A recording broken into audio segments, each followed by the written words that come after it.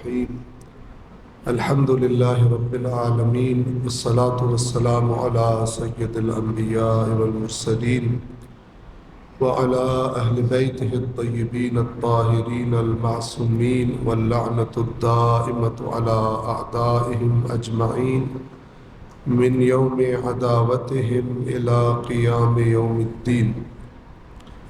قال الله تعالى في القرآن الحكيم وهو أصدق القائلين: أعوذ بالله من الشيطان الرجيم بسم الله الرحمن الرحيم يا أيها الذين آمنوا لا تقدموا بين يدي الله ورسوله واتقوا الله إن الله سميع عليم. يا أيها الذين آمنوا لا ترفعوا أصواتكم فوق صوت النبي ولا تجهروا له بالقول كجهر بعضكم لبعض أن تحبط أعمالكم وأنتم لا تشعرون. صدق الله العلي العظيم. صلوات پڑھیں محمد والے.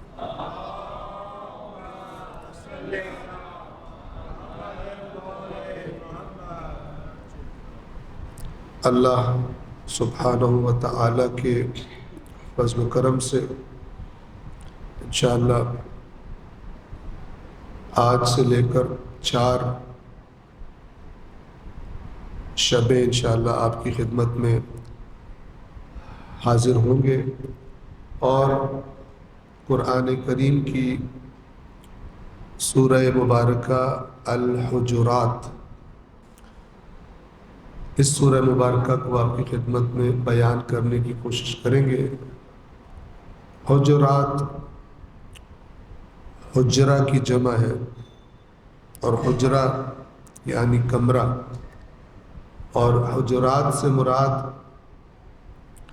اللہ کے رسول کی بیویوں کے گھر ہیں، ان کے کمرے ہیں جو اس زمانے میں مدینہ منورہ میں مسجد نبوی کے ساتھ تھے.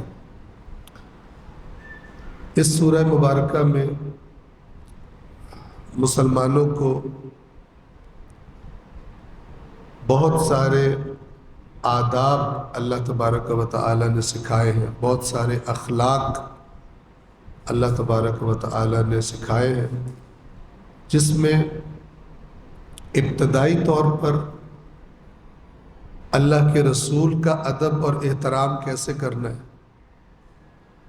اور پھر اس کے بعد مومنوں کا آپس میں رویہ اور اخلاق اور برتاؤ کیسا ہونا چاہیے. سب سے پہلے مومنوں کا رسول اللہ کے ساتھ کیا رویہ ہونا چاہیے، اور اس کے بعد مومنوں کا آپس میں کیا رویہ اور کیا اخلاق ہونا چاہیے. تو ہم اس سورہ مبارکہ کو آپ مومنین کی خدمت میں عرض کرنے کی کوشش کریں گے، لیکن باقاعدہ اس سورہ مبارکہ کا آغاز کرنے سے پہلے اس مہینے کے بارے میں کہ جس کے روزے رکھنے کی اور جس کے ایام گزارنے کی اللہ تبارک و تعالی نے ہمیں ایک مرتبہ پھر توفیق دی. تو چند نقطے میں آپ کی خدمت میں ماہ مبارک رمضان کے حوالے سے عرض کرنا چاہوں گا، اور میری گزارش ہے کہ آپ انشاءاللہ توجہ سے سنیں گے. دیکھیں، اگر کوئی انسان بیمار ہو جائے اور وہ ڈاکٹر کے پاس جائے، ڈاکٹر اس کو چیک کرے، اس کو نسخہ لکھ کر دے، کہے کہ یہ دوا تم نے کھانی ہے، یہ چند دوائیاں تم نے کھانی ہے، یہ گولی ہے یہ دن میں 2 بار، یہ والی گولی دن میں 3 بار، یہ ناشتے سے پہلے کھانا، یہ رات کے کھانے کے بعد کھانا، اور یہ بتائے کہ یہ دوا بھی تم نے کھانی ہے اور فلان چیز سے تم نے پرہیز بھی کرنا ہے. اگر تم دوا بھی کھاؤ گے اور پرہیز بھی کرو گے تو انشاءاللہ اللہ تمہیں صحت دے گا. تو وہ بندہ دوا لے کے نسخہ لے کے آ جائے، بازار سے میڈیسن بھی خرید لے، لیکن وہ دل میں کہے کہ ڈاکٹر نے کہا یہ والی گولیاں 3 کھانی ہیں، 2 بھی کھا لوں تو کوئی نہیں مسئلہ، اور یہ والی جو گولیاں اس نے 2 کہی ہیں، یہ ذرا ان کا رنگ اچھا لگ رہا ہے مجھے، یہ 3 کھا لوں تو کچھ نہیں ہوتا۔ جو ناشتے سے پہلے کہی ہے وہ ناشتے کے بعد کھا لوں تو کچھ نہیں ہوتا، کھانی تو گولیاں ہی ہیں۔ اور یہ ڈاکٹر جو ہوتے ہیں یہ تو ان کا بس چلے تو ہر چیز ہی بند کر دے، پرہیز لگا دے۔ اس نے 3 چیزوں سے پرہیز کہا ہے، 2 سے کر لوں گا، 1 سے مجھ سے نہیں ہوتا، مجھے تو بڑا شوق ہے، میں نے تو کھانی۔ اب ڈاکٹر بہترین ڈاکٹر ہو اور نسخہ بہترین نسخہ ہو، لیکن استعمال کرنے والا اپنی مرضی سے رد و بدل کر لے، چیزوں کو اپنے مقام سے ہٹا دے، جو 3 کھانی تھی وہ 2 کھائے، جو 2 کھانی تھی وہ 3 کھائے، جو ناشتے سے پہلے کھانی تھی وہ ناشتے کے بعد کھائے، تو آپ کا کیا خیال ہے؟ جو ڈاکٹر نے کہا تھا کہ تمہیں اللہ شفا عطا کرے گا، شفا ملے گی؟ نہیں ملے گی۔ ہر عقل مند بندہ اس سے یہ صورتحال اس کے سامنے رکھی جائے تو وہ یہی جواب دے گا، بلکہ ساتھ ایک جملے کا اضافہ کر دے گا اور کہے گا بڑا بیوقوف آدمی ہے یہ، کہ جو اس طرح جس نے کھیل بنا لی ہے ڈاکٹر کے نسخے کو، عقل مند انسان نہیں ہے۔ یہ مثال میں نے آپ کی خدمت میں اس لیے عرض کی کہ اللہ تبارک و تعالی نے بھی بہت ساری ایسی چیزیں کہ جو اس نے ہمیں ریکمینڈ کی کہ یہ تمہارے لیے بہت ضروری ہے، تو جس طرح اللہ نے طریقے بتائے تھے ہم نے بدل لیے۔ جس چیز کی طرف اللہ تبارک و تعالی نے جو اشارہ اور رہنمائی فرمائی تھی ہم اس سے غافل ہو گئے، ہم وہ نسخہ کچھ نہ کچھ استعمال بھی کر رہے ہیں، لیکن استعمال اس طرح نہیں کر رہے جس طرح اللہ نے کہا تھا۔ بات میری سمجھ رہے ہیں آپ؟ کیوں ایسا ہے آپ کی خدمت میں عرض کرتا ہوں۔ میں آپ سے سوال کروں، ماہ رمضان کی کیا خاص بات ہے باقی مہینوں سے ہٹ کر؟ آپ کی نظروں میں ماہ رمضان کی کون سی خصوصیت اہم ہے باقی مہینوں سے ہٹ کر؟ تو آپ کیا جواب دیں گے؟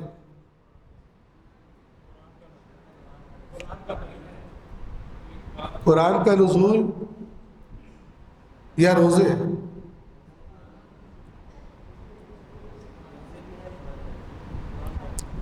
آپ ماشاءاللہ کافی سمجھدار لگ رہے ہیں۔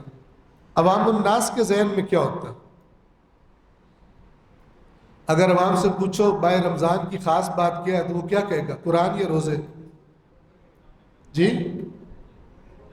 عوام، آپ سمجھدار بیٹھے، عوام کی بات کر رہا ہوں، عام سادہ بندے۔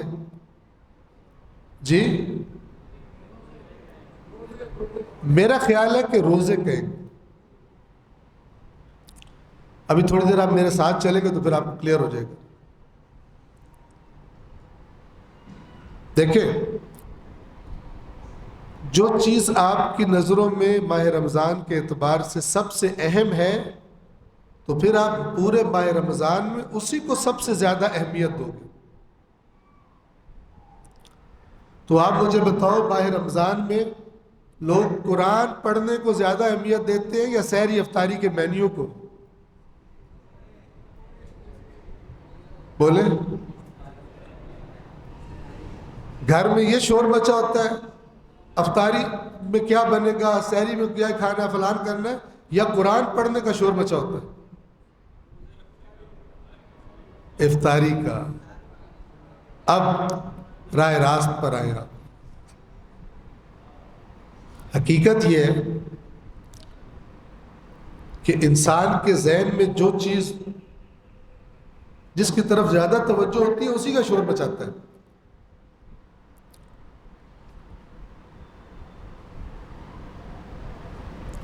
ایک آیت آپ کے سامنے بیان کرتا ہوں جو آیت آپ کے لیے نئی نہیں ہے. سورۃ البقرہ کی آیت نمبر 185 ہے، 185. اس میں اللہ نے ماہ رمضان کا تعارف کروایا، اور اللہ سے بہتر کسی چیز کا کوئی تعارف نہیں کروا سکتا، کیونکہ بہترین تعارف وہی کروا سکتا ہے جو بہترین علم رکھتا ہو اس چیز کے بارے میں. توجہ فرما رہے؟ تو اللہ سے بڑھ کر تو کوئی علم نہیں رکھتا. تو اللہ کیا تعارف کرواتا ہے سورۃ البقرہ کی آیت نمبر 185 میں؟ فرماتا ہے شہر رمضان الذی انزل فیہ القرآن. رمضان وہ مہینہ ہے جس میں نازل کیا گیا کیا؟ قرآن. یہ نہیں فرمایا شہر رمضان الذی کتب فیہ الصیام. ماہ رمضان وہ مہینہ ہے جس میں روزے فرض کیے گئے. آپ بھی جب کسی کو کسی چیز کا تعارف کرواتے ہیں تو ایسی چیز کے ذریعے تعارف کرواتے ہیں جو بڑی ہٹ کر ہو، بہت امپورٹنٹ ہو، کہ بھائی اس بندے میں یہ خاص بات ہے، یہ والی بائک آئی ہے بازار میں، اس میں یہ خاص بات ہے جو دوسروں میں نہیں ہے. ایسا ہوتا ہے نا. تو اللہ کی نظروں میں جو سب سے اہم چیز تھی ماہ رمضان کی، اس کے ذریعے تعارف کروایا. فرمایا ماہ رمضان وہ مہینہ ہے جس میں قرآن نازل ہوا. اس کو مزید آپ کے ذہنوں میں واضح کرنے کے لیے آپ ہی کی مدد لیتا ہوں. آدھا جملہ میں بولتا ہوں، آدھا آپ بولیں گے، کمپلیٹ کریں گے. میں آپ سے کہوں 1947 وہ سال ہے کہ جس میں کیا کہیں گے آپ کہیں گے میرے دادا فوت ہوئے تھے مثلا، کہہ سکتے ہیں؟ لوگوں کو کیا دادا فوت ہوئے، پتہ نہیں 1000 دادا فوت ہوا لوگوں کا 1947 میں. لیکن بطور ایک پاکستانی کے جیسے ہی 1947 کا نام آئے گا، آپ کے ذہن میں جو 1947 کا سب سے اہم واقعہ ہے وہ آئے گا. آپ سے کوئی پوچھے 1947 میں کیا ہوا تھا، ماشاءاللہ پاکستان سٹڈیز آپ نے پڑھی ہوئی ہے، ٹھیک ہے، اور جشن بھی آپ مناتے ہیں 14 اگست کا. آپ کہیں گے 1947 وہ سال ہے جس میں پاکستان آزاد ہوا تھا، معرض وجود میں آیا تھا.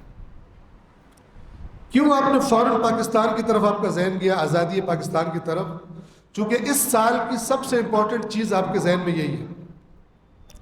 تو آپ سے کوئی کہے 1947 کا تعارف کرواؤ، تو آپ یہ نہیں کہیں گے 1947 وہ سال ہے کہ جس میں ہمارے دادا نے فلان جگہ پہ دکان بنائی تھی.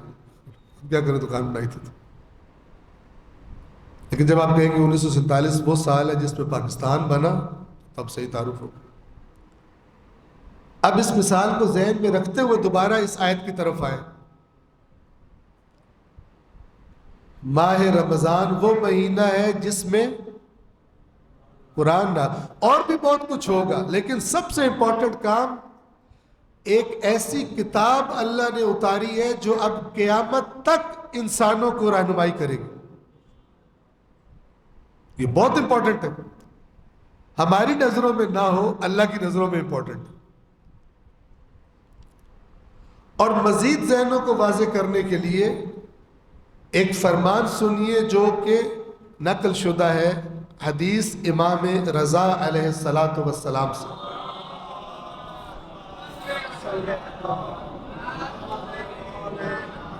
انہوں نے بالکل بات کلیئر فرما دی. انہوں نے یہ فرمایا کہ ماہ رمضان کی عظمت کا اصل سبب روزے نہیں ہے، ماہ رمضان کی عظمت کا اصل سبب نزول قرآن ہے۔ اب بات واضح ہو گئی۔ پس اگر ماہ رمضان میں جو سب سے اہم واقعہ پیش آیا ہے وہ نزول قرآن ہے، تو پھر ہماری سب سے زیادہ توجہ بھی قرآن کی طرف ہونی چاہیے۔ جب اللہ ہماری توجہ کروا رہے، امام ہماری توجہ کروا رہے، تو ہماری توجہ قرآن کی طرف ہونی چاہیے، اور ہو بھی جاتی ہے، اگرچہ اتنی نہیں ہوتی جتنی اللہ نے چاہی ہے، توجہ ہو جاتی ہے۔ لہٰذا ہم دیکھتے ہیں کہ ماشاءاللہ سال بھر جنہوں نے قرآن کا چہرہ نہیں دیکھا وہ آ جاتے ہیں دیکھنے کے لیے، قرآن کی تلاوت کرتے ہیں۔ لیکن اس توجہ میں بھی شیطان نے کچھ مکس کر دیا، چونکہ قرآن ہے کتاب ہدایت، اور شیطان نے ٹھیکہ اٹھایا ہماری گمراہی کا۔ اس کو تو بڑی ٹینشن ہوگی، کوئی بھی کام جو ہماری ہدایت میں ہیلپ کر رہا ہو، ہماری ہدایت کا سبب ہو، اس کو تو آگ لگنی چاہیے۔ شیطان نے سوچا کہ اللہ نے تو بڑا خطرناک پلان بنایا ہے ان کی ہدایت کا، اور میں دیکھ رہا بھی ہوں کہ ماہ رمضان میں تو بڑے بڑے نئے چہرے آ جاتے ہیں قرآن پڑھنے کے لیے، تو کیا بندوبست کروں ان کا؟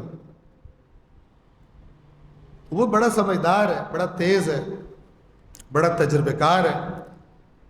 تو اس نے کہا کہ اگر میں ان سے کہوں کہ قرآن چھوڑ دو تو کبھی نہیں چھوڑیں گے، لیکن چھوڑنا ان کو میں نے بھی کوئی نہیں ہے گمراہ کیے بغیر، کیا کروں میں؟ اس نے کہا کوئی ایسی ٹیکنیک لڑاتا ہوں کہ ان کو یوں ہی لگے کہ اللہ نے کہا قرآن پڑھو تو ہم پڑھ رہے ہیں، لیکن جو اللہ قرآن کے ذریعے انہیں دینا چاہتا ہے وہ نہ لیں۔ پڑھیں، بچے پڑھیں، بڑے پڑھیں، بڈھے پڑھیں، بڑھیاں پڑھیں، سب پڑھیں، شوق سے پڑھیں، لیکن اس طرح نہ پڑھیں جس طرح اللہ چاہتا ہے۔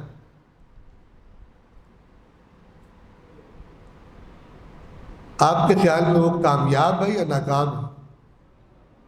ہاں، میں اونچا سنتا ہوں، کامیاب ہے۔ اب سنیں اللہ کا پلان کیا تھا۔ اللہ کا پلان یہ تھا شہر رمضان الذی انزل فیہ القرآن، اور پھر قرآن کا بھی تعارف کروا دیا، کچھ اور نہ قرآن سے نکالتے رہنا، برکتیں اور وظیفے اور تعویذ۔ ہدی للناس، قرآن نازل ہوا اس مہینے میں جو لوگوں کے لیے ہدایت ہے۔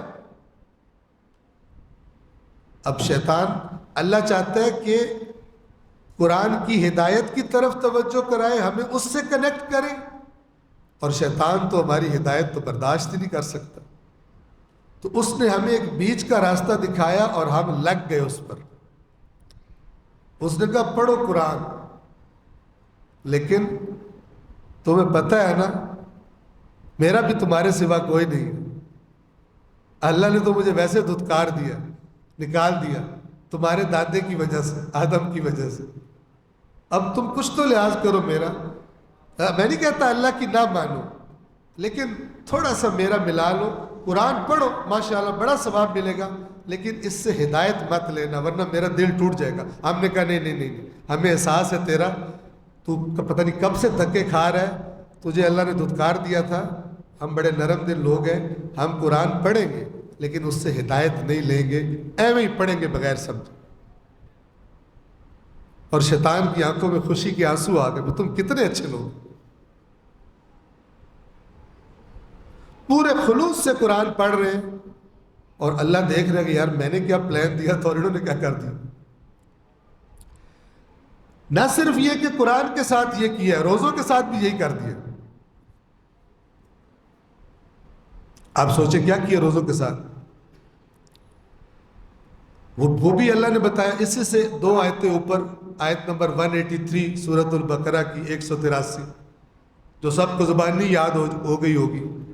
یا ایھا الذین آمنوا کتب علیکم الصیام کما کتب علی الذین من قبلکم لعلکم، اے ایمان والو تم پہ روزے فرض کیے گئے ہیں جیسے تم سے پہلوں پر فرض کیے گئے تھے. مقصد ہمارا یہ ہے کہ تمہارے اندر کیا پیدا ہو؟ تقوی پیدا ہو. شیطان نے کہا ان میں تقوی پیدا ہو گیا تو میں کہاں جاؤں گا؟ میں تو وہیں گھس سکتا ہوں جہاں تقوی نہ ہو. تو میرا چائے پانی بند کرنے لگے. یہ اللہ کا بڑا پلان خطرناک ہے. بندوں کے لیے بڑا اچھا ہے، میرے لیے بڑا خطرناک ہے. میں بے روزگار ہو جاؤں گا اگر تقوی پیدا ہو گیا. اس نے پھر ہم سے آ کے منت کی کہ پہلے تم نے ایک بڑا احسان کیا مجھ غریب پر، اور تم نے قرآن مجید کو سمجھ کے پڑھنا ترک کر دیا، تم نہیں پڑھتے. ایک اور احسان کر دو کہ جب روزے رکھو نا تو تم توجہ جو ہے نا ساری اس پہ رکھو کہ اللہ ہمارے پچھلے گناہ معاف کر دے. پلیز تقوی پیدا کرنے کی کوشش نہ کرنا اپنے. ہم نے کہا یہ بھی قبول. تو اس نے کہا کہ دیکھو میں تو رمضان میں چلا جاؤں گا جیل میں، تمہیں پتہ ہے، تو واپسی میں مجھے کیسے پتا چلے گا بھی تمہارے اندر تقوی پیدا نہیں ہوا؟ تو ہم نے اس سے کہا کہ تو چاند رات کو ہی دیکھ لینا، ہمارے اندر کوئی نہیں پیدا ہوتا. تو جب آزاد ہو کے آئے گا جیل سے، ایک تو ہم پورا زور لگائیں گے کہ 30 روزے پورے نہ ہونے دیں، 29 پہ ہی کام خراب کر دیں. چاہے ہمیں رات کے 2 بجے چاند کہیں سے نکالنا پڑے نکالیں گے، ٹھیک ہے. اور جیسے ہی چاند اناؤنس ہوگا تو آ کے دیکھ لینا، تجھے کوئی ٹینشن نہیں دیں گے. ہم بالکل وہی حرکتیں کر رہے ہوں گے جو ماہ رمضان سے پہلے کرتے تھے. پھر شیطان کی آنکھوں میں خوشی کے آنسو آتے. تم لوگ کتنے اچھے ہو، تم لوگ کتنے رحم دل ہو کہ جو میں مشورہ دیتا ہوں تم مان لیتے ہو. اور میں نے اللہ کو پہلے دن یہی کہا تھا کہ تو دیکھ لینا یہ زیادہ تر میری بات ہی مانے گی. یہ شیطان کا قرآن میں لکھا ہو، اے پروردگار مجھے تو نکال رہا ہے ان کی وجہ سے، لیکن تو دیکھ لینا. کافی پڑھا لکھا بندہ تھا، اس کو نالج تھی اس انسان کے بارے میں، جو انفارمیشن ملی تھی کہ اس کے اندر کیا کیا پوٹینشلز موجود ہیں. تو اس نے کہا پروردگار زیادہ یہ میرے ہی ہوں گے، تیرے کم ہی ہوں گے. کچھ تو بالکل ہی تیرے نہیں ہوں گے، جو تیرے ہوں گے ان کو بھی میں ذرا ان کی لائن آؤٹ کر دوں گا، ان کا منہ کہیں اور لگا دوں گا، تاکہ ان کو یہ بھی رہے کہ ہم کر رہے ہیں دین پہ عمل، اور اس طرح نہ کر رہے ہوں جس طرح تو چاہتا ہے. تو میں ان کی تسلی کرا دوں. اللہ فرما رہا ہے روزہ اس لیے فرض کیا گیا تاکہ تمہارے اندر تقوی پیدا ہو.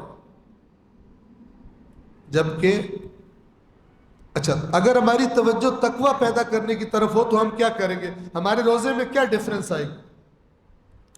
ہمارے روزے میں یہ ڈفرنس آئے گی کہ اللہ روزے کے ذریعے تقوی کس طرح پیدا کرنا چاہتا ہے. ہم کہیں کہ روزہ اصل میں روزہ ہے کیا؟ کھانا پینا بند کرو. دوپہر کا ٹائم ہے، سخت پیاس لگی ہوئی ہے، منہ نیچے کر کے بیٹھا ہوا بندہ شکل بنا کے، کیا ہوا بھائی؟ یار پیاس بہت لگی ہے. تو پانی پی لو. نہیں یار پانی نہیں پی سکتا نا، روزہ رکھا ہو. اچھا بڑی بات ہے، جتنی مرضی پیاس لگے نہیں پانی پیے گا؟ نہیں پانی نہیں پیے گا، روزہ رکھو. اللہ تعالیٰ نے منع کیا پانی پینے سے. بھوک لگی ہے، بھوک بھی بہت لگی ہو تو کھا لے. نہیں کھانا بھی نہیں کھا سکتا. تو کھانا کیوں نہیں کھا رہا؟ یار تجھے بتایا تو روزہ رکھا ہو، روزے میں کھانا پینا نہیں ہوتا. اچھا یعنی روزے میں نہ کھانا ہوتا ہے نہ پینا ہوتا ہے. کہتا ہے نہ کھانا ہوتا ہے نہ پینا ہوتا ہے. کس کے کہنے پہ کھانا پینا بند کیا؟ اللہ کے کہنے میں بتایا تو ہے. اچھا ٹھیک ہے سمجھ آ گئی. تھوڑی دیر بعد موبائل کھولا، الٹی سیدھی چیزیں دیکھنا شروع کر دی اندر، روزے کی ٹینشن کم کرنے کے لیے. اسی نے پھر پوچھا اوے یہ بھی تو اللہ نے منع کیا ہوا ہے، یہ جو تو دیکھ رہا ہے اور جو تو سن رہا ہے یہ بھی تو اللہ نے منع کیا ہوا ہے، تو یہ کیوں نہیں چھوڑ رہا؟ اچھا یہ تھا روزہ. روزے کا مطلب یہ تھا کہ مجھے یہ احساس کرایا جائے کہ جب اللہ کہے نہیں تو پھر نہیں. اللہ نے تو اور بھی بہت سارے کام ہیں جن کے بارے میں کہا ہوا ہے نہیں. تو روزہ تو مجھے توجہ کروانے کے لیے ہے کہ جب اللہ کہہ دے اب یہ کام نہیں کرنا تو پھر نہیں کرنا ہوتا، چاہے دل کر رہا ہو. لہذا ائمہ اہل بیت نے ہمیں یہ بتایا کہ روزے کے درجے ہوتے ہیں. سب سے نچلے درجے کا روزہ کھانے پینے کا روزہ ہے. کچھ بندے روزہ رکھتے ہیں اور کوئی فرق نہیں پڑتا، چونکہ ان کی توجہ یہ نہیں ہوتی کہ روزے سے مجھے اپنے آپ پر کنٹرول کو مضبوط کرنا ہے، اپنی خواہشات، ناجائز خواہشات کہ جن سے اللہ ناراض ہوتا ہے ان پہ میں نے کنٹرول کرنا ہے. اب اللہ میرے کھانے سے ناراض ہوتا ہے، دن میں نہیں کھاؤں گا، پینے سے ناراض ہوتا ہے میں نہیں پیوں گا. او بھائی اللہ جھوٹ سے بھی ناراض ہوتا ہے. اچھا یہ تو بڑا سخت کام ہے. ہم نے کہا یار یہ تو ٹینشن بہت زیادہ ہے، بہت کچھ چھوڑنا پڑے گا. تو ہم ایسا کرتے ہیں روزہ رکھ کے اللہ سے کہتے ہیں ہمارے پچھلے گناہ معاف فرما دو، یا اللہ ہمارے گناہ معاف فرما، ہمارے یہ کرا فرام. اللہ تعالیٰ نے کہا بھائی گناہ میں معاف کرتا ہوں، لیکن میں گناہ معاف کرتا ہوں جب تم گناہ چھوڑو. تقویٰ کیا ہے؟ گناہ ترک کرنا. تم گناہ ترک کرو پھر میں پچھلے چھوڑ بھی دوں گا. یہ کیا ہے کہ تم نہ چھوڑو میں معاف کروں، تم اپنا کام نہیں کرتے میں اپنا کام کروں. یہ دو نمبری نہیں چلے گی. ٹھیک ہے، یہ دو نمبری نہیں چلے گی. ایک مثال نماز کی لے لیں. کتنے لوگ ایسے ہیں جو نماز بھی پڑھتے ہیں اور جب باہر نکلتے ہیں تو کوئی کمی نہیں چھوڑتے شیطان کو خوش کرنے میں. نماز کیوں پڑھتے ہو؟ میں نے حدیث میں سنا ہے جو زور کی نماز پڑھتا ہے اس کے فجر سے زور کے سارے گناہ معاف ہو جاتے ہیں. جو عصر کی پڑھتا ہے پھر زور عصر کے درمیان کے معاف ہو جاتے ہیں. جو مغرب کی پڑھتا ہے وہ معاف ہو جاتے ہیں. عشاء کی پڑھتا ہے وہ معاف ہو جاتے ہیں. میں نے تو بڑا پیکج فٹ رکھا ہوا. تو پتہ نہیں پہلے میں آیا ہوں یہاں پر میں نے آپ کو واقعہ سنایا یا نہیں، سن لیں. ایک بندہ ایک مسجد میں نماز پڑھنے جاتا تھا. اس نے دیکھا کہ ایک بندہ ہر وقت فرنٹ میں مولانا صاحب کے پیچھے پہلی صف میں بالکل مولانا صاحب کے پیچھے ہر وقت پہنچا ہوتا. وہ بڑا امپریس ہوا. اس نے کہا یار بڑا نیک بندہ ہے. کافی دنوں کے بعد اس کے قریب گیا، سلام کیا. کہتا ہے بھائی محسوس تو نہیں کریں گے؟ بولو کیا بات ہے؟ بھائی میرا دل کر رہا ہے آپ سے دوستی کرنے کا. آپ کو اللہ نے کیا توفیق دی ہے، ہر نماز میں آپ پہلی صف میں ہوتے ہیں، تو میرے ساتھ آپ دوستی کریں گے؟ کیوں نہیں بھائی، کریں گے دوستی. دوستی ہو گئی. اب جب دوستی ہوتی ہے پھر مسجد کے باہر بھی ملاقات ہوتی ہے. تو آپ نے پوچھا بھائی وہ آپ کی کیا مصروفیت ہے؟ یہ ساتھ والی گلی میں دکان ہے میری، بڑا کرم ہے اللہ کا، تو کبھی کبھی میں فری ہوں تو آپ کی دکان پہ آ جائے. ہاں ہاں بالکل آ جائے. تو آپ نے دکان پہ بھی جانا شروع کر دیا. دکان پر آپ نے جو دیکھا آپ حیران رہ گئے کہ یہ جو نماز میں پہلی صف میں تھا ادھر فراڈ میں بھی پہلی صف پہ ہے.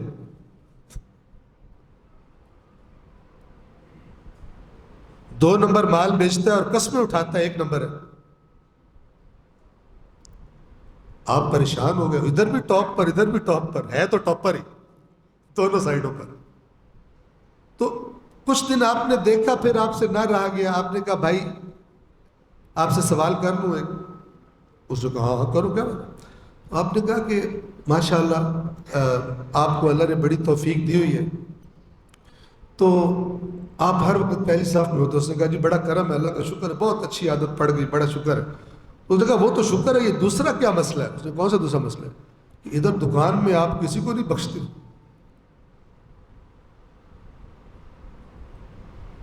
اس نے کہا کہ تم نے حدیث نہیں سنی ہوئی. آپ نے کہا کون سی حدیث؟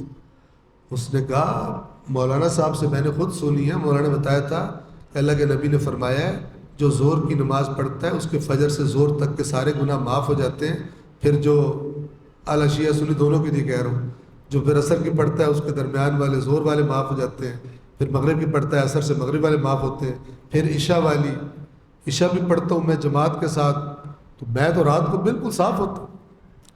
اور پھر تم دوست ہو، تمہیں بتا رہا ہوں کبھی کبھی رات کو بھی کوئی الٹا سیدھا کام کر لیتا ہے. دوستوں میں بندے کو بیٹھنا ہوتا ہے تو اب دوستوں کو نہ تو نہیں ہوتی نا، تو رات کو بھی کبھی کبھی گڑبڑ کر لیتا ہوں، لیکن فجر پہ پہلی صاف ہوتی وہ بھی معاف ہو جاتا ہے۔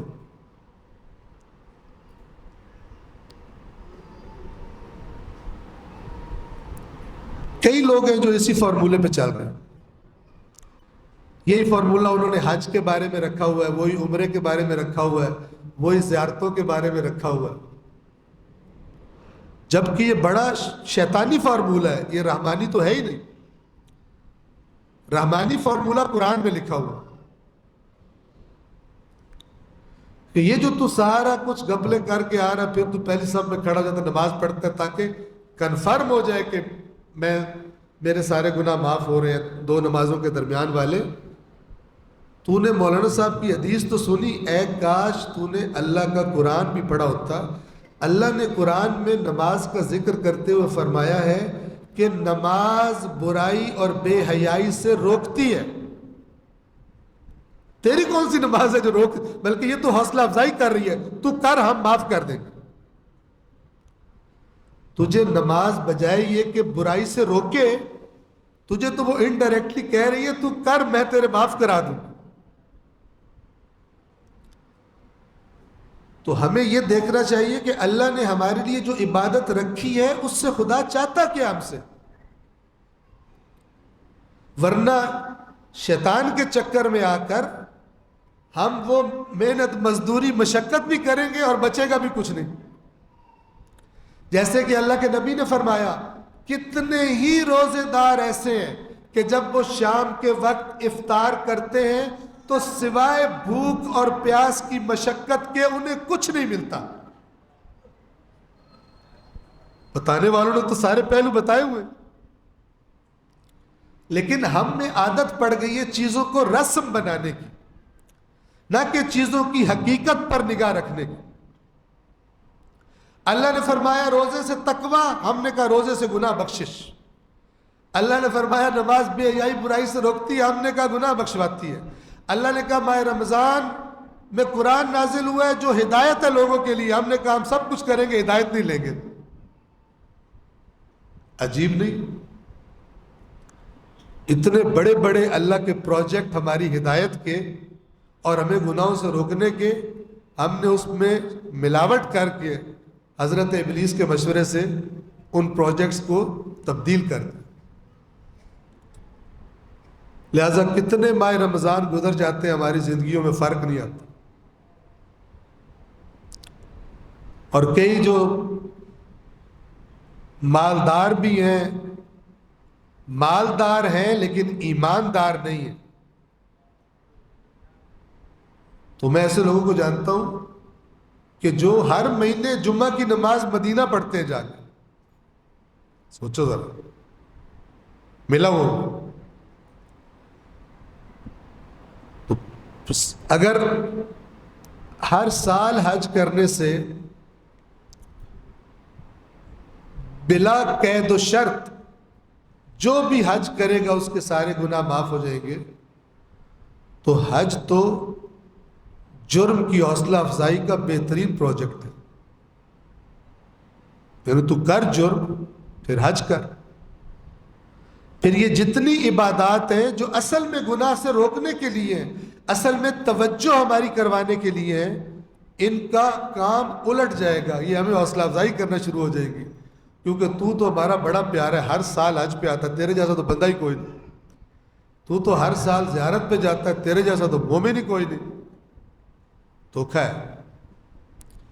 یہ سب چیزیں ہمیں اللہ سے کنیکٹ کرنے کے لیے ہیں، کیونکہ جب انسان خدا سے کنیکٹ ہوتا ہے تو پھر اس کو خدا سے حیا بھی آتی ہے کہ میں جس کا بندہ ہوں باہر نکل کے اس کی نافرمانی کیوں کروں۔ لیکن جب عبادت کی اصل حکمت ہمیں بھلا دی جائے اور ایک رسم کے طور پہ آ جائے، پھر آپ دیکھیں گے کہ ماہ رمضان میں کتنی مسجدیں آباد ہوتی ہیں، اور اسی ماہ رمضان میں لوگ چیزیں مہنگی بیچتے ہیں، حالانکہ اللہ سے ڈر کے کتنی پاکستان میں ویسے ہی مہنگائی ہوئی ہے، تو جو روزے رکھ رہے ہیں اگر ان میں روزوں سے تقوی پیدا ہو رہا ہوتا تو چیزیں سستی کرتے ماہ رمضان میں، لیکن کیونکہ ان کی تو موجیں ہیں، گناہ بھی بخشے جا رہے ہیں، جتنے مرضی پیٹ پھاڑو غریبوں کے، چمڑی اتارو ان کی. غریب کی چمڑی تو ہوتی اتارنے کے لیے، امیر کی چمڑی نہیں اتاری جا سکتی، چونکہ اس پہ اتنی مہنگی کریمیں لگی ہوتی ہیں، اے سیوں میں پلی ہوتی ہے وہ چمڑی، وہ تو نہیں اتاری جا سکتی. غریب کی اتارو. اور سارے گناہ بھی معاف. کچھ لوگ یوں سمجھ بیٹھے ہیں، کچھ لوگ بہت ہی سمجھدار، شیطانی سمجھدار. جو میں مثالیں دے رہا ہوں ایسے لوگوں کو جانتا ہوں، اس لیے مثالیں دے رہا ہوں آپ کو. ایک بندہ، اس کی شوگر مل ٹھیک ہے، تو چند سال پہلے ایک دفعہ شوگر مل والوں نے شوگر شارٹ کر دی، چینی شارٹ کر دی بازار میں، اور چینی کی قیمت اچانک بہت بڑھ گئی. خوب منافع کمایا ملوں والوں نے. تو ایک مل والے کے بارے میں پتہ چلا کہ وہ، کیونکہ اس کے کاروبار میں بہت برکت ہوئی ہے ذخیرہ اندوزی سے، کیونکہ کاروبار میں بہت برکت ہوئی ہے، تو اس دفعہ وہ مدینہ شریف میں افطاریاں کروا رہے ہیں، مسجد نبوی میں. یعنی چونکہ گھپلا بھی بڑا کیا ہے تو اوپر کے لیول پہ سفارش کروانے لگا. یہاں پہ شاید اس طرح سفارش نہ ہو، ڈائریکٹ رسول اللہ کو نعوذ باللہ گویا کہ رشوت آفر کر رہا ہے کہ یا رسول اللہ میں نے بڑا گھپلا کیا ہے، تیرے آپ کے اللہ کی مخلوق کے بڑے پیٹ پھاڑے، چمڑیاں اتاری ہیں، تو آپ کی مسجد میں افطاری کرا رہا ہوں بہترین، آپ ذرا سفارش کر دینا، اللہ مجھے چھوڑ دو. اللہ رسول کے سسٹم کو بھی اپنا کرپٹ سسٹم سمجھ لیا. گناہ کرو لیکن تعلقات اچھے ہونے چاہیے. میرے تعلقات اچھے ہیں رسول اللہ سے، چونکہ میں 12 ربیع الاول پہ کمال کی جھنڈیاں لگاتا ہوں، کمال کے کیک کاٹتا ہوں میں 13 رجب پہ، بڑا تعلق ہے. میں کر بھی لوں، مسئلہ نہیں، سفارش بہت تگڑی. مجھے تو مولانا نے بتایا تو قبر میں جدھر سے جائے گا ادھر سے مولا آئیں گے، فرشتوں کو بھگا دیں گے، کسی کے مجال نہیں ہوگی تو ٹچ کر. تو میں 13 رجب کو ریکارڈ کیک کاٹوں گا تاکہ مولا خوش ہو. دوسرا کہتا ہے میرا تعلق مولا حسین سے، میں تو یوں نکلوں گا. کوئی کہتا ہے میرا تعلق جناب غوث پاک سے ہے، غوث پاک تو جناب ایسے چھکے چھڑا دیں گے فرشتوں کے. ہر ایک نے اللہ کا دیا ہوا سسٹم کسی کو پسند ہی نہیں آتا، ہر ایک بیچ میں اپنا ایڈیشن کر رہا ہے. اور کرتا کیا ہے؟ یعنی اللہ کے نمائندوں سے جھوٹی باتیں منسوب کرتا ہے تاکہ گناہ کر سکے، جبکہ سب سے بڑا دین کا کام ہی انسان کو گناہ سے روکنا ہے. ممکن ہی نہیں ہے کہ اللہ کا کوئی نمائندہ، کوئی نبی، کوئی امام، کوئی حقیقی اللہ کا ولی آپ کو شارٹ کٹ بتائے تو اپنا ہے، تیرا کوئی مسئلہ نہیں. بلکہ حقیقی جو اللہ کا نمائندہ ہوگا وہ کیا کہے گا؟ تو اگر بے ایمان ہے تو شیطان کا ہے، میرا نہیں ہے. اگر میرا بننا ہے تو پہلے اس انکل کو چھوڑ، شیطان کو، پھر ہمارے پاس آ. نہ کہ باتیں اس کی مان کے پھر ہماری سفارش کے چکر میں ہمارے پاس آ. ہم ایسی سفارش نہیں کرتے. دین کا بنیادی کام انسان کو گناہ سے روکنا ہے. روزے کا کام گناہ سے روکنا ہے، نماز کا کام گناہ سے روکنا ہے. حج کا کام کیا ہے؟ امام سے سوال کیا ایک ان کے اصحاب میں سے ایک شخص نے کہ مولا میں نے حج کیا ہے، مجھے کیسے پتہ چلے کہ میرا حج قبول ہے؟ امام نے فرمایا کہ اگر حج پر جانے سے پہلے جو تیری زندگی تھی نیکیوں کے اعتبار سے، اگر حج سے آنے کے بعد تیری نیکیاں زیادہ اور گناہ کم ہو گئے ہیں تو یہ علامت ہے کہ تیرا حج قبول ہو گیا. اور اگر تو ویسے کا ویسا ہے تو پھر چکر ہی لگایا تو نے. اسی سے آپ زیارتوں کو بھی سمجھ لیں. شیطان کا سب سے بڑا فراڈ دین والوں کے ساتھ یہ ہے کہ انہیں دین کے نام پر ایسی سائٹ پہ چلائے کہ جو دین نے نہ بتائی، ان کا رخ ادھر کر دے، اصلی ڈائریکشن سے ہٹا دے. اس کو پتہ قرآن تو یہ پڑھیں گے قرآن پڑھیں گے تھوڑا سا چینج کر دو، ہدایت نہ لے پڑھتے رہے۔ روزہ تو یہ رکھیں گے، روزہ رکھیں گے، تقوی چھوڑ دیں، ساری توجہ معافیوں کی طرف کریں، کیونکہ اسے پتہ ہے ان کو معافی کوئی نہیں ملنی اس طرح جب تک، چونکہ اللہ نے قرآن میں بتایا ہوا ہے کہ میں اس کے لیے غفار ہوں جو توبہ کرے اور اپنی اصلاح کر لے اور عمل صالح کرے، میں اس کے لیے یقیناً غفار ہوں۔ لیکن جو توبہ کرے نا کہ یا اللہ میں نے تو گناہ نہیں چھوڑنا، تو تو کریم ہے معاف کر دے، یہ فراڈ ہے، اور اللہ فراڈ میں نہیں آتا۔ یہ جتنی باتیں آپ کو بتا رہا ہوں اللہ کی کتاب قرآن مجید کی آیات میں سے بتا رہا ہوں۔ دیکھیں حج کے بارے میں آیت ہے کہ جب تم حج پہ جانوروں کی قربانی کرتے ہو تو اللہ کے پاس نہ ان کا گوشت جاتا ہے نہ ان کا خون جاتا ہے، اللہ کے پاس تمہارا تقوی جاتا ہے۔ تو حرام کے پیسے سے بے شک 100 اونٹ ذبح کر دو، تقوی کا ٹکا نہیں ہے اس میں، لیکن حلال سے چھوٹی سی بکری ذبح کر دو، اللہ کو پہنچ جائے گی، حرام والی نہیں پہنچے۔ توجہ فرما رہے؟ کتنا کلیئر ہے، اللہ کے پاس نہ ان کے گوشت پہنچتے ہیں نہ ان کے خون، وَلَٰكِنْ يَنَالُهُ التَّقْوَى مِنْكُمْ، لیکن اللہ کے پاس جو پہنچتی ہے چیز وہ تمہارا تقوی ہوتا ہے اگر کوئی بھیجا ہے تو۔ توجہ فرما رہے ہیں؟ آج کے اس درس کو میں یہیں پہ تمام کرتا ہوں، کل ہم کوشش کریں گے تھوڑا اس ٹائم سے پہلے آئیں، آج تاخیر ہوئی، اور کل سے انشاءاللہ 3 دن ہوں گے ہمارے پاس، ان 3 دنوں میں ہم یہ سورہ حجرات مختصر ہی ہو پائے گی، آپ کی خدمت میں بیان کرنے کی کوشش کریں گے، لیکن میں نے ضروری سمجھا کہ آج کا یہ جو درس ہے اس میں توجہ کرنے کی کوشش کریں ان چیزوں کی طرف جن کی طرف اللہ اس مہینے میں توجہ کروانا چاہتا ہے، نہ کہ جس طرح ہم نے بچپن سے دیکھا ہے ماہ رمضان یوں گزرتا ہے اسی طرح گزارے اور وہ مقصد حاصل نہ ہو پائے جس کے لیے اللہ نے روزے فرض کیے تھے۔ کتنی عجیب بات ہے، جس کی توجہ اس مقصد کی طرف نہیں ہے تو وہ پھر باقی چیزیں بھی جو اس کو بتائی گئی ہیں وہ بھی مشکوک ہی سمجھے۔ ہاں اگر اللہ جس لیے روزے فرض کر رہے ہیں ادھر توجہ ہے تو پھر سمجھے کہ باقی چیزیں بھی ملیں گی۔ تو پھر ہم کیا کریں، ہم میں سے ہر ایک فہرست بنائے اپنی اچھائیوں کی اور اپنے اندر جو برے کام سمجھتا ہے کہ ہے، کسی کو نہ دکھائے، موبائل فون کے میں بنا لے اوپر پاسورڈ لگا دے کہ دیکھے کوئی نہ کھول کے، ٹھیک ہے، اپنے دیکھنے کے لیے کہ یہ میرے اندر غلط آتے ہیں، تو میں ٹارگٹ بناتا ہوں کہ اتنے دن پیچھے رہ گئے ماہ رمضان کے، ان دنوں میں میں نے ان میں سے کوئی غلط کام نہیں کرنا، یہ ہے تقویٰ۔ لیکن اگر یہ ہو کہ جو پچھلا پورا سال ہی وہی کام کیے وہ میں نے بخشوانے ہیں، یہ فراڈ ہے، اپنے ساتھ فراڈ ہے، اللہ کو تو کوئی نہیں کر سکتا، یہ ہمیں مس گائیڈ کیا گیا ہے۔